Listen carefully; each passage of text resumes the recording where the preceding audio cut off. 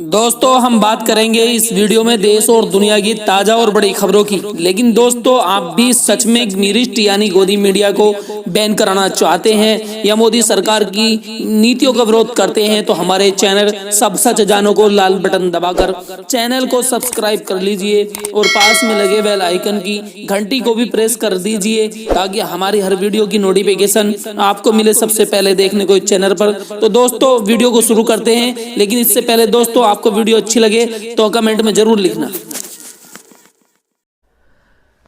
दोस्तों नमस्कार।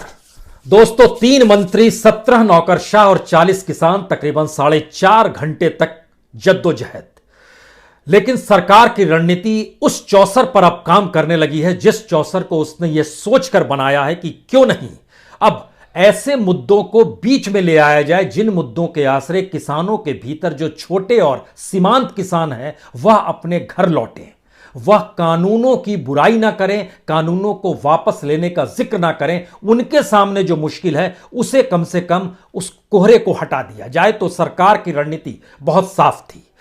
2:30 बजे से चर्चा शुरू हुई, 7 बजे तक चर्चा चली। उस बीच में जो भोजन पानी की व्यवस्था थी उसमें भी पहली बार सरकार के मंत्री किसानों के साथ ही शरीक हो गए, जिससे संवाद बना रहे, संवाद टूटे नहीं, मैसेज जाता रहे। इसीलिए जो उन किसानों को अभी से डर है कि आने वाले वक्त में जो पावर को लेकर जो कानून यानी बिजली को लेकर जो कानून आने वाला है उसमें सिंचाई को लेकर जो सब्सिडाइज रेट पर बिजली मिलती है वह नहीं मिलेगी। सरकार ने बहुत साफ कहा यह कानून आया नहीं है और इस कानून को बनाते वक्त हम पूरी तरीके से ध्यान रखेंगे कि आपको सिंचाई के लिए जो सब्सिडाइज रेट मिलता है वो मिलता रहे। यानी उन किसानों की मुश्किल यहां पर हल हो गई जो सोच रहे थे कि क्या इस आंदोलन के साथ जुड़कर आने वाले वक्त में बिजली की सब्सिडी खत्म करने की जो सोच है उसके लिए भी आंदोलन करें, उनको दरकिनार किया गया। दूसरी स्थिति, सरकार की रणनीति बहुत साफ थी कि जो इन्वायरमेंट ऑर्डिनेंस आया गया है जिसमें पराली को लेकर बड़ी तौर पे फीस भी वसूली जाने का जिक्र है और सजा का भी जिक्र है, उसको सरकार वापस ले लेगी। तो खास तौर से जो कैश क्रॉप उपजाते हैं उनके सामने यह मुश्किल लगातार आती है और खास तौर से जो पश्चिमी उत्तर प्रदेश का इलाका है जहां गन्ना होता है उस इलाके के किसानों ने राहत की सांस ली कि चलिए पराली को लेकर तो कानून पे सरकार की सहमति है, अब हमें कोई दंड नहीं देना पड़ेगा, जेल भी नहीं जाना पड़ेगा। तो वह किसान भी थोड़े से अलग हुए। यानी कैश क्रॉप, छोटे और सीमांत किसान, ये 3 कैटेगरी को जब बांटिएगा तो वह इस आंदोलन के साथ क्यों जुड़े हैं यह सवाल वो खुद से अब करना शुरू करें। सरकार यह चाहती है, सरकार इसीलिए इस बातचीत को लंबा खींच रही है। इसीलिए ध्यान दीजिए, पहले दिन से लेकर अभी तक एमएसपी पर उसने कानून बनाने का जिक्र कभी नहीं किया। सरकार ने तीनों कानूनों को वापस लेने के लेकर एक शब्द भी कभी नहीं कहे। किसान पहले दिन से इस बात का जिक्र करते आ रहे हैं। तो क्या ऐसे में खास तौर से पश्चिमी उत्तर प्रदेश का इलाका है या जो कैश क्रॉप किसान उपजाते हैं या फिर जो छोटे और मंझोले किसान जिनकी जिंदगी बिना खेती के चल नहीं पाएगी, 2 जून की रोटी ही मुहैया उसी से होती है, तो क्या वो घर लौटेंगे अगर गाहे बगाहे इस आंदोलन में कहीं शरीक भी हैं? तो 2 कानूनों के जरिए एक मैसेज दिया गया। तीसरा मैसेज बहुत साफ था कि जो भी मुश्किल आपको आ रही है, इन 2 कानून जो बनाए गए हैं नए और एक जो संशोधन का कानून बनाया गया है उसको लेकर क्यों नहीं एक 5 सदस्यीय कमेटी बना दी जाए। यह कमेटी हर मौके पर चर्चा करती रहेगी। आंदोलन वापस लीजिए, कमेटी चर्चा करेगी और एक एक करके तमाम निदान लाए जाएंगे, क्योंकि सरकार तो आप ही ने बनाई है, किसान तो सरकार के दिल में बसता है। तो क्यों यह अविश्वास की स्थिति है? और यह इतनी शालीनता के साथ और रणनीति के तहत कहा गया, किसान बेहद शालीनता के साथ सारी चीजों को आज सुनते रहे।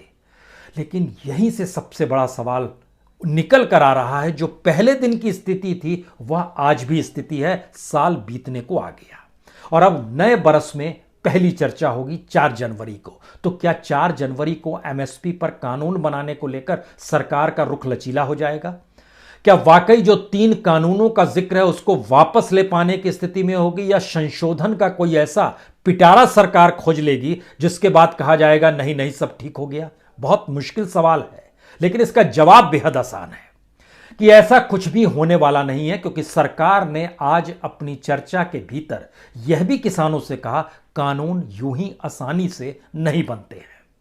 यूं ही कानून बनाकर कृषि सुधार की दृष्टि सरकार ने नहीं अपनाई है। उसके पीछे एक बड़ी लंबी समझ है और उस समझ को तत्काल में किसान नहीं समझ पाएंगे, लेकिन धीरे धीरे चीजें जब इंप्लीमेंट होगी तो समझ पाएंगे।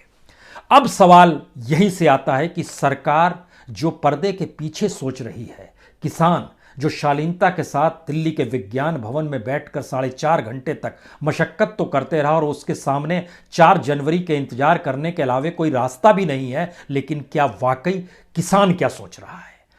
किसान के जहन में बहुत साफ है, वो जान चुका है कि एमएसपी उसे नहीं मिलेगी और यह मौका आंदोलन का है। अगर उसने सरकार से कानून में एमएसपी को तब्दील करा लिया तो शायद उसकी जिंदगी बन जाए।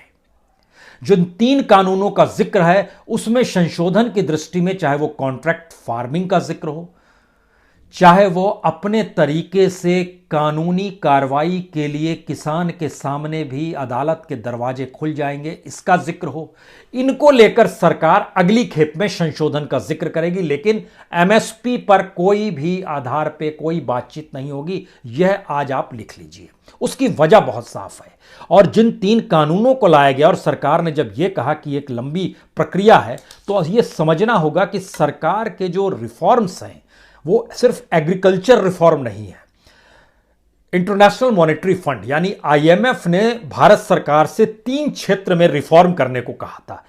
एक लैंड रिफॉर्म, दूसरा एग्रीकल्चर रिफॉर्म, तीसरा लेबर रिफॉर्म। सरकार ने मजदूरों को लेकर भी कानून बना दिया है इस दौर में। उस पर अभी तक सबकी आंखें नहीं गई हैं कि किस तरीके से हायर एंड फायर की स्थिति में अब तमाम कंपनियां आ गई है, आप अदालत नहीं जा सकते हैं। किस स्थिति में काम के घंटे बढ़ गए हैं, इस दिशा में अभी मजदूरों ने सोचना बंद नहीं किया है, क्योंकि लड़ाई तो 2 जून की है। तो काम के हिस्से बाद में देख जाएंगे, लेकिन आईएमएफ के साथ मिलकर जो लेबर, लैंड और एग्रीकल्चर के रिफॉर्म का जिक्र है, उसमें इन बातों को समझने की जरूरत है कि दुनिया में आईएमएफ और वर्ल्ड बैंक भी हमेशा से चाहते हैं कि प्लेयर्स उसके सामने क्लियर रहे, उनको किनसे बात करनी है। आईएमएफ और वर्ल्ड बैंक आके यहाँ के किसानों से बात नहीं करेंगे, यहाँ के लैंड होल्डर से बात नहीं करेंगे, यहाँ के लेबर ऑर्गेनाइजेशन से बात नहीं करेंगे, वो गवर्नमेंट से बात करेंगे। जो भी चुनी हुई सरकार है उससे बात करेंगे। चुनी हुई सरकार के सामने भी मुश्किल है कि जो इस देश के भीतर में किसान मजदूर हैं, उनकी तादाद तकरीबन 26 करोड़ 30 लाख है।